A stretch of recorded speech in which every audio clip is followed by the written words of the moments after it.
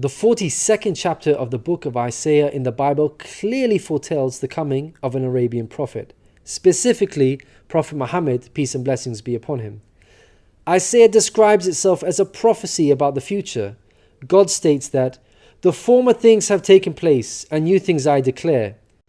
God starts the chapter by drawing our attention to a very special person that he will send. He describes this person as my servant, whom I uphold, my chosen one in whom I delight. At least 3 of the names of the Prophet Muhammad are mentioned: servant, chosen one, and in whom I delight. Isaiah is originally written in Hebrew. Arabic and Hebrew share a lot of common words because they are both Semitic languages. Isaiah uses the Hebrew word ebed for servant. The Arabic word for servant is abd. Prophet Muhammad is known as God's servant. In Arabic, Abdullah. Chosen one is Mustafa in Arabic. This is another of the names of the Prophet Muhammad. The one in whom God delights in shows that this person is beloved to God. Habibullah in Arabic, which means beloved of God, also happens to be one of the Prophet Muhammad's names. In Isaiah, God also reveals the location of this special person. He states, "Let the wilderness and its towns raise their voices. Let the settlements where Kedar lives rejoice."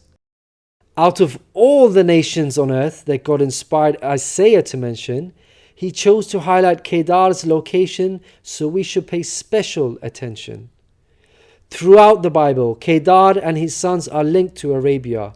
For example, the book of Ezekiel tells us that Arabia and all the princes of Kedar were your favorite dealers in lambs, rams, and goats. In these they did business with you. In Isaiah, God goes on to narrow the location down further to a specific city within Arabia. He states that the people of Selah should sing for joy. Let them shout from the mountaintops. The place Selah pinpoints the exact location in Arabia. The place being spoken of is the city of Medina in Saudi Arabia, because Selah is the name of a famous mountain in Medina. Medina was the city of the Prophet Muhammad. An important point worth mentioning is that historically we know there was a presence of various Jewish tribes in Medina before the advent of the Prophet Muhammad. Both Jewish historians and Islamic history records this fact. The question then arises, why were there numerous Jewish tribes within Medina? The answer is that the learned Jews were aware of this prophecy in Isaiah and were anxiously awaiting the coming of a new prophet. Islamic history records the fact that whenever a dispute arose between the Jews and the Arabs in Medina, the Jews used to taunt their pagan Arab neighbors by saying, "When our prophet arrives, we shall obliterate you." The Quran also affirms this. God says, "Is it not a sign to them that the learned men of the children of Israel knew it as true?" In Isaiah, God informs us that the special person will bring something new. Mankind is told that we will sing to the Lord a new song, His praise from the ends of the earth. The statement "a new song" means a new law, a new way of worship. This is exactly what Islam represents. The emphasis on the new song here is singing the praise of God all over the earth. The Quran opens with the statement, "Praise be to God, Lord of the worlds," and is recited by Muslims all over the world during prayers every day. The new song cannot refer to Jesus because he did not bring about anything new. Rather, he confirmed the law of Moses that was already there. In the Gospel of Matthew, Jesus said, "Think not I am come to destroy the law or the prophets. I am not come to destroy, but fulfill." Jesus obeyed and followed the law of Moses throughout his life. Jesus didn't sing a new song. He sang the same song of Moses, the Torah.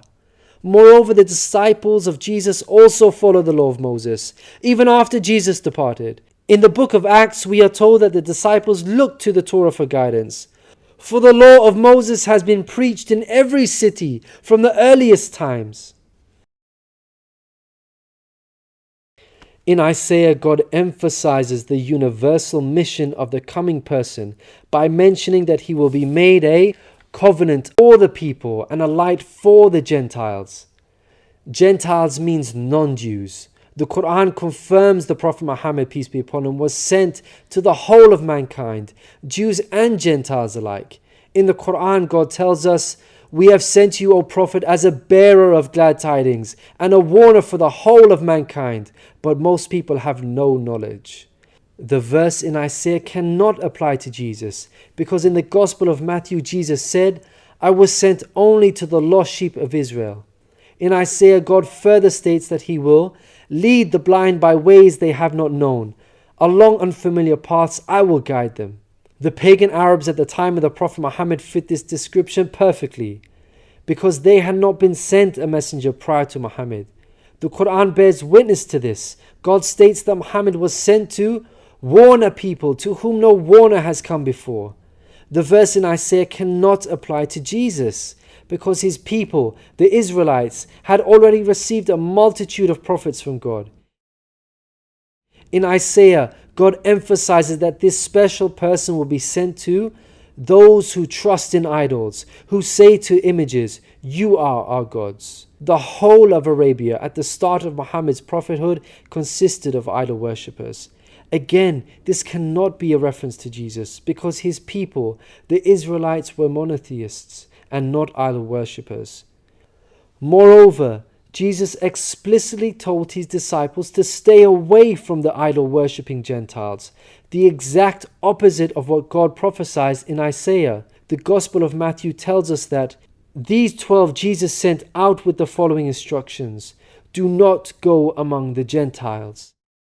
In Isaiah, God states that this special person will be a warrior and will go forth as a mighty man. He shall stir up jealousy like a man of war. He shall cry, yea, roar. He shall prevail against his enemies. Throughout history, God has dealt sternly with those who are sent guidance and persist in disbelief.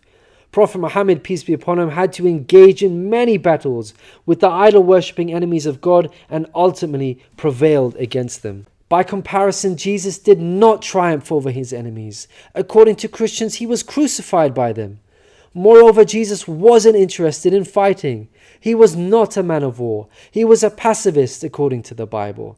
He said such things as, "For all who draw the sword will die by the sword," and "My kingdom is not of this world. If my kingdom were of this world, then would my servants fight." In Isaiah, God gives us a list of momentous achievements for this special person. Chief of these is that the idol worshippers will be turned back in utter shame. Not only did the Prophet Muhammad conquer Mecca, the pagan capital of Arabia, but by the end of his life, in just 23 short years of prophethood, Arabia had shunned idol worship and now worshipped the one true God of Abraham. This cannot apply to Jesus, as it was Christians themselves who were humiliated and greatly ashamed for hundreds of years after Jesus.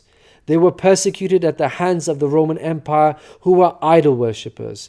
They executed some of the apostles of Jesus, such as Peter and Paul. Christians were tortured and even fed to the lions. Finally, Isaiah closes with an admonishment from God. "Hear, you deaf. Look, you blind, and see. You have seen many things, but you pay no attention. Your ears are open, but you do not listen. Which of you will listen to this or pay close attention in time to come?" It seems clear that the deaf and blind God is talking about in this verse are those who reject Prophet Muhammad, peace be upon him. Who among you will heed God by acknowledging him? Who will listen and pay close attention in time to come?